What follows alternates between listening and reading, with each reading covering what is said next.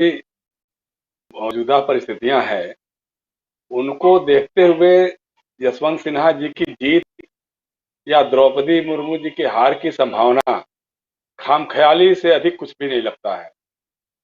तो अब तो ये रह गया है कि कितने बड़े मार्जिन से द्रौपदी मुर्मू चुनाव जीतेंगी। देखिए, सवाल इस बात का नहीं है, सवाल इस बात का है कि कौन इस समय लीड कर रहा है। ये काम सर्वानुमति से भी हो सकता था। अगर प्रधानमंत्री चाहते तो सारे दलों के लोगों के साथ एक बैठक करते और कहते कि भाई हमारी तरफ से तो ये नाम है, आप लोग बताइए अगर कोई और नाम हो तो, या इस पर ही कर जाइए। लेकिन प्रधानमंत्री नरेंद्र मोदी जी की राजनीति है, पहले कांग्रेस मुक्त भारत, फिर विपक्ष मुक्त भारत, और अब जो है एक दलीय शासन के तरफ वो धीरे धीरे बढ़ रहे हैं। मतलब धीरे धीरे एक निशान, एक क्या क्या जो उन के चलते हैं। तो इसीलिए उनको इस बात की परवाह ही नहीं रही कि साहब विपक्ष से भी बात करनी चाहिए कि नहीं करनी चाहिए। बहुत सारे इश्यूज हैं जिसपे वो चाहते तो बात कर सकते थे। जिससे आज अर्थव्यवस्था हमारी पूरी डगमग हो रही है, कब श्रीलंका के हालात बन जाएंगे इस देश में, इसके बारे में कोई कह नहीं सकता है। लेकिन उसके बारे में भी मनमोहन सिंह जी बड़े वित्त शास्त्री हैं, अर्थशास्त्री हैं, उनसे भी बात करने की कभी उन्होंने गुंजाइश नहीं छोड़ी, अब बात की जरूरत नहीं समझी। अभी आपने जैसे कहा कि एक मुद्दे पे उन्होंने प्रेस कॉन्फ्रेंस नहीं, अरे भाई उन्होंने किसी मुद्दे पे प्रेस नहीं की, 8 साल में एक भी प्रेस कॉन्फ्रेंस नहीं की। वो मानते हैं कि हम जो कर रहे हैं वही काफी है। हमने तय कर दिया कि द्रौपदी मुर्मू बनेगी तो आप फॉलो करिए या फिर आप देखिए अपना तमाशा। एक समय ऐसा था राजीव जी, जब ऐसा लगता था कि पलड़ा लगभग बराबर के आसपास हो रहा है, उधर थोड़ा सा इधर उधर हुआ तो फिर मामला बिगड़ सकता है। लेकिन विपक्ष ने इस मामले को भुनाने की उस ढंग से कोशिश नहीं की जैसे वो कर सकता था। विपक्ष चाहता तो आपस में लोगों से सबकी बात, क्योंकि देखिए नरेंद्र मोदी जिस रास्ते पे चलते हैं उसी रास्ते पे हमारा विपक्ष भी चलता है। विपक्ष ने भी कोई सर्वसम्मति बनाने की, आपस में भी कोई सर्वसम्मति बनाने की कोई कोशिश नहीं की।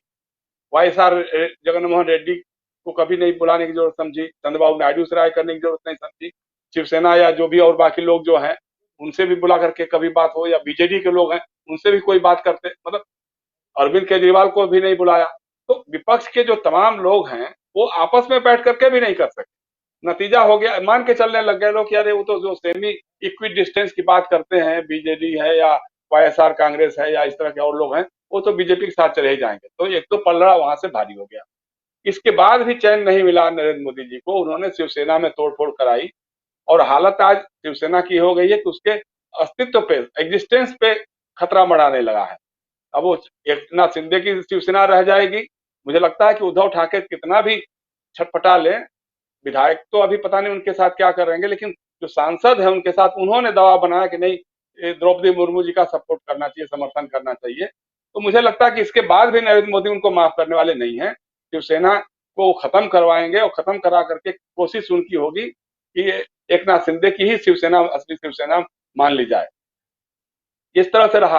फिर इसी तरह से एक एक करके, अच्छा उन्होंने द्रौपदी मुर्मू का नाम चला दिया कि साहब आदिवासी हैं तो अब झारखंड मुक्ति मोर्चा की व्यवस्था हो जाएगी, राजनीतिक व्यवस्था हो जाएगी, साहब आदिवासी राज्य है, यहाँ की राज्यपाल रही हैं तो उस नाम पे उनको समर्थन करना चाहिए या नहीं करना चाहिए, उसमें व्यामोह में फंसे रहे। लेकिन हमको लगता है कि उन्होंने समर्थन कर दिया है।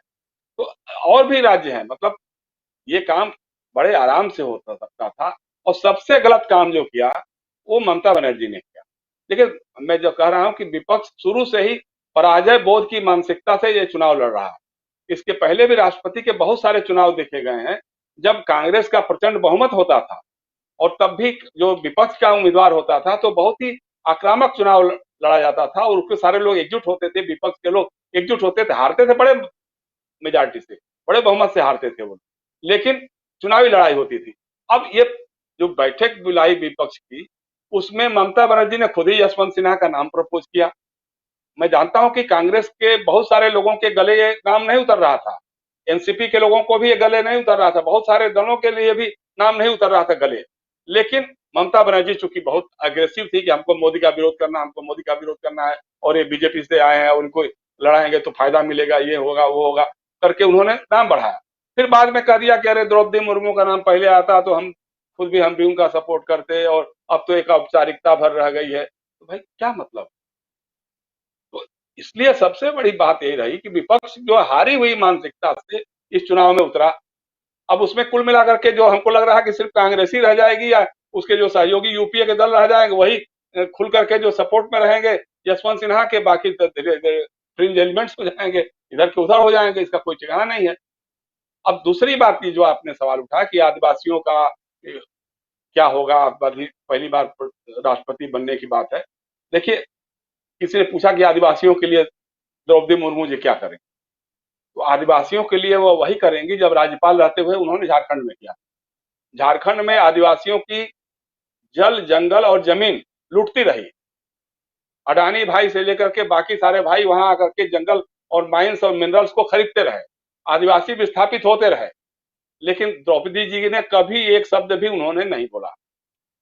वही बात जब राष्ट्रपति भवन में रहेंगे तो करेंगे वो। अच्छा, रामनाथ कोविंद जी ने 5 साल में दलितों के लिए क्या किया?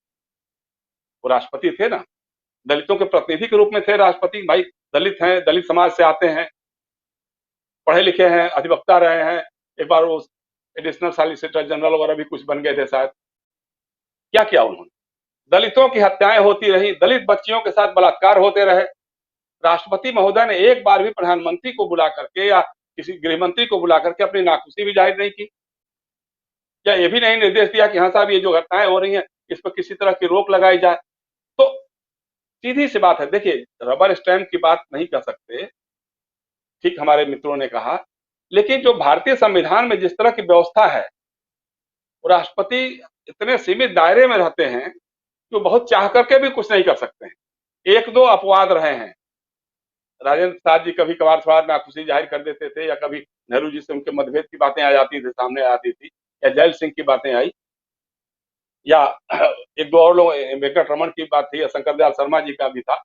लेकिन आप एक सोचिए कि उन्होंने जो फैसले रोके या जो कार्रवाई की, तो उस समय सामने प्रधानमंत्री कौन था?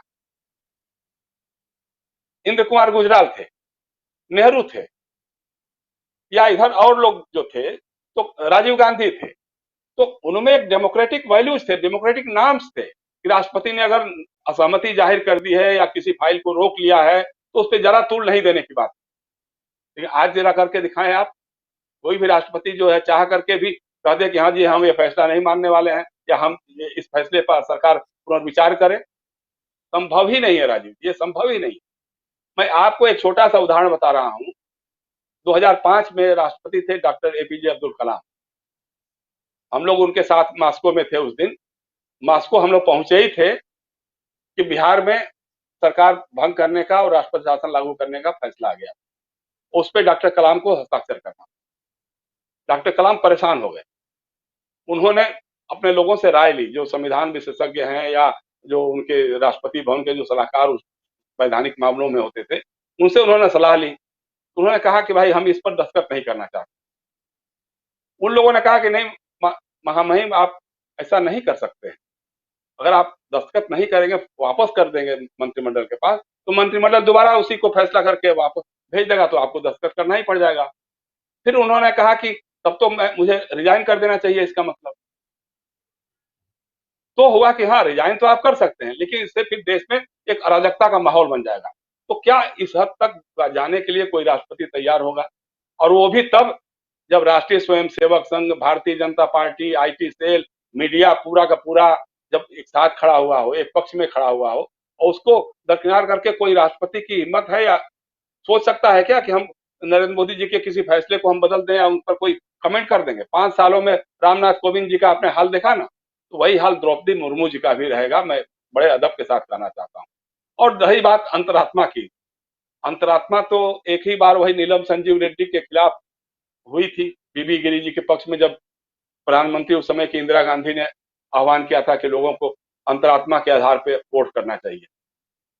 लेकिन माफ कीजिएगा, उस समय इंदिरा गांधी देश की प्रधानमंत्री थी, उनके हाथ में सरकार थी, पार्टी का भी बड़ा तबका उनके साथ था, और तब जाकर के उन्होंने, बाकी कम्युनिस्टों ने और लोगों ने जो थे उनको साथ दिया, और नीलम संजीव रेड्डी चुनाव हार गए थे, बीबी गिरी चुनाव जीत गए थे। उसके बाद तो कभी हमने अंतरात्मा जैसी बात कोई देखी नहीं।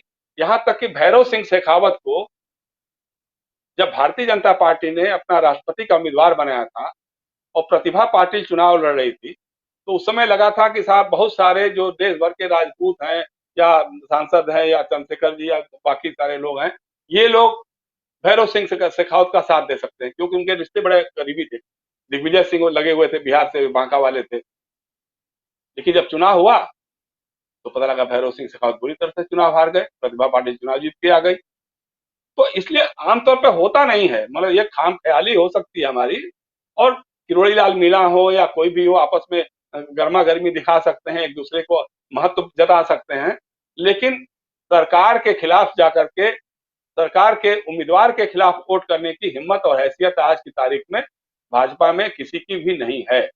अब कोई लुके छुपे जिसको लग रहा है कि हमारा टिकट कट जाएगा, हम पैदल कर दिए जाएंगे, या तो अलग बात है कि वो अपना जाकर वोट दे दे, क्योंकि ये इस वोट में पहली बात तो यह है कि गोपनीय होता है और इसमें किसी पार्टी का व्हिप नहीं चलता है, व्हिप से बंधा हुआ नहीं होता है मतदान, तो इसका लाभ ले सकते हैं। लेकिन आमतौर पे जिसको भविष्य की राजनीति करनी होती है तो वो उसी दल के उसी खांचे में रहता है। तो इस मामले में आज जो दिखाई दे रहा है वो यूपीए ही बटा हुआ है, या मैंने विपक्ष का ही, विपक्ष के धड़े ही बटे हुए हैं।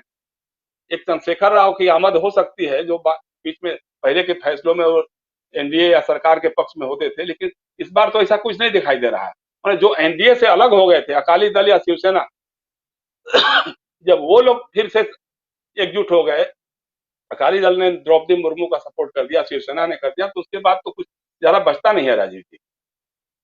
जी।